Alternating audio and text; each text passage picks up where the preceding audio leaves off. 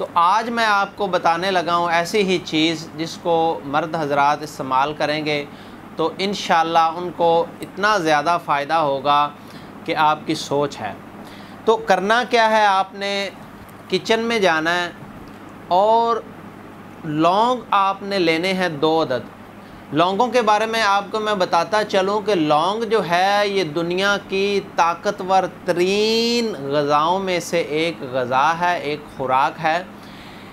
इसमें जो पाए जाने वाले विटामिन्स, इसमें पाए जाने वाले कीमती अज्जा जो हैं इतने ज़्यादा फ़ायदेमंद और इतने ज़्यादा कीमती हैं कि अगर बंदा 2 लौंग खा ले तो उसके मुकाबले में बंदा जो है कोई 2 किलो गोश्त भी खा ले तो 2 लौंग की जो ताकत है वो बहुत ज़्यादा है, तो इतनी ज़्यादा कीमती है। इसके अलावा लौंग जो है ये खून की हरकत को तेज़ करता है और मुहर्रक है। हमारे हिकमत में इसको मुहर्रक बोला जाता है, यानी कि खून की हरकत को तेज़ करना।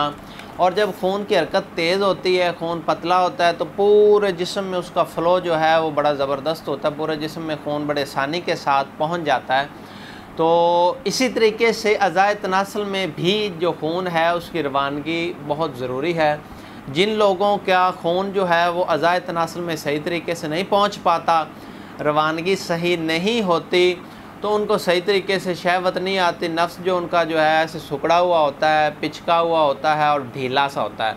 और जिनके खून की हरकत सही होती है उनका नफ्स जो है वो बिल्कुल टाइट होता है।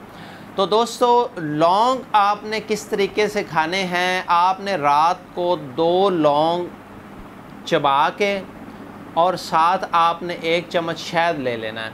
हाँ, अगर आपको लौंगों का जायका बहुत ज़्यादा कड़वा लगे या इस तरह ना खा सके तो आप ऐसा करें कि 2 लौंग जो उनको पीस के पाउडर कर लें, 1 चम्मच शहद उसमें मिक्स करके आप वो खा लें और ऊपर से आपने 1 गिलास दूध पी लेना है। आप ये मुसलसल इस्तेमाल करें। वैसे अगर एक दिन आप करेंगे तो आपको फ़ौरी इंस्टेंट रिज़ल्ट मिलेगा, लेकिन अगर आप इसको मुस्तकिल इस्तेमाल करेंगे कोई 40 दिन तो फिर आपकी मर्दाना ताकत जो आपसे संभाली नहीं जाएगी, इतनी ज़्यादा हो जाएगी। तो आपको ज़्यादा दवाइयाँ खाने की ज़रूरत नहीं है। और वैसे भी आप केमिकल से बचा करें, ये जो अंग्रेज़ी दवाइयाँ होती हैं विगरा शिगरा, इनसे बचा करें, कुदरती चीज़ें इस्तेमाल किया करें।